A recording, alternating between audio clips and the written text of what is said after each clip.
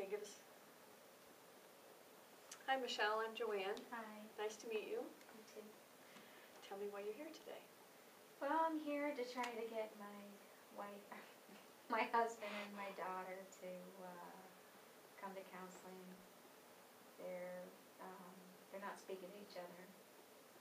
So I just figured I'd try to come here and see what kind of help I can get for them. Okay. Unfortunately, it's really hard to change people or to get them to do something that they don't want to. What we can focus on today are the things that we can change, or maybe how we can help you. Well, I kind of feel like I don't need help. I just want to get help for them too. I think they're the main problem. So I figured if just trying to get them to talk about what's going on. Mm-hmm. Like I said, I don't need the counseling for myself. I just need it for them. Okay, so I'm hearing that you're handling whatever the situation is okay yourself, but they're the ones that need the help, or that you feel need the help. Yeah. Tell me a little bit about your husband. What's he like? Well, he's kind of strong in his opinions and stuff. Mm-hmm. I mean, he's a hard worker and stuff, but he doesn't discipline the kids like I do. I have to do all that. He mostly works all the time, and I go to most of their sports and stuff. Mm-hmm. But he's, like I said, really, things don't come across him in a good way, then, he doesn't talk about it and stuff. He just has an attitude towards it. Mm-hmm.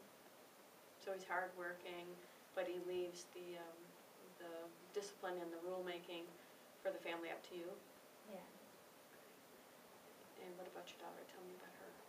Oh, she's into sports. She does cheerleading, soccer. Sometimes when you try to talk to her about things that she don't want to talk about, and when she does something, you talk to her, and she looks at you with rolls her eyes, or she'll just look away or walk away. Mm-hmm. And describe the interaction between the two of them. What are you witnessing? Now? Yeah, what are you witnessing at home that's brought you here?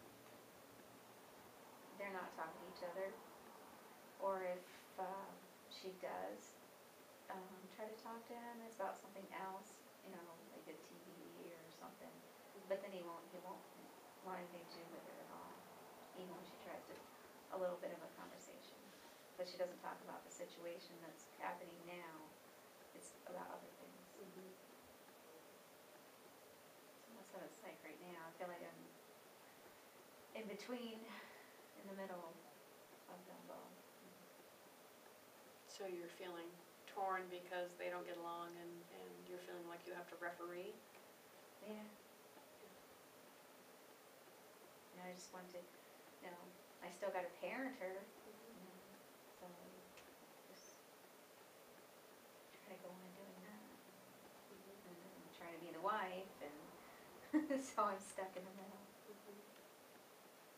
Yeah, I sense the frustration and the confusion. Definitely love that. Yeah. So what are you doing at home to deal with these feelings that you're having? Not a whole lot. Just I go to church. Mm-hmm. So I pray a lot. Even when I'm at home, I pray. I just try to keep faith that things are going to get better. Sometimes I try to talk to her a little bit, but then I don't really get anywhere, depending on how she her reaction to what I want to talk about. Mm-hmm. And how does she usually react?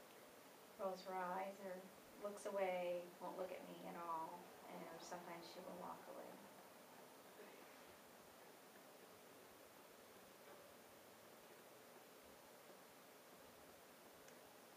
So you're feeling like you're in the middle, and there's not really a lot that you can do to break the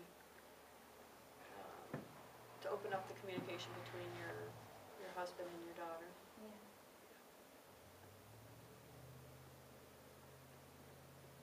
I just feel like, I'm a wife and I'm a mother, and they're putting me in this position that I just having a lot of anxiety over, and I feel like I can't breathe, and I'm feeling crazy.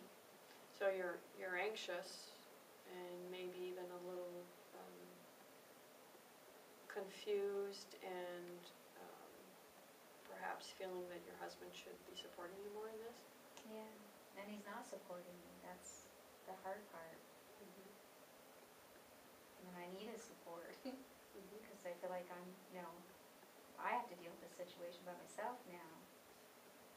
And he just goes about, well, kick her out. It's one way to get rid of the problem, but it's not. I don't want her to get,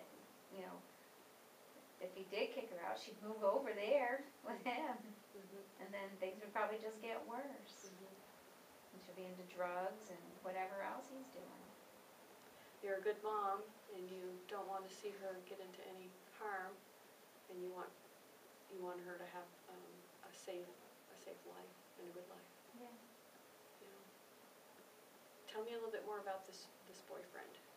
Well, he got kicked out of the school for selling his ADHD medicine and stuff, and she dated him a little bit, and we knew what he had done before, so we didn't really care for him, so she stuck around.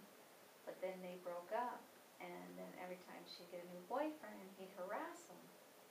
He sent her a picture of himself holding a gun, and he'd stalk them, follow them wherever they went, and say things to them. We had to go to court over all of it, and now she's dating him again. And I've tried to tell her, look what we just had to go through over this. I said, and now you want to date him? So I think that's the worst part that Larry sees too, and of course I see it too myself, because I know what we had to go through. So clarify the worst part. What do you mean by that? Going to him sending that picture of himself holding a gun, and then having to go to court over it, and then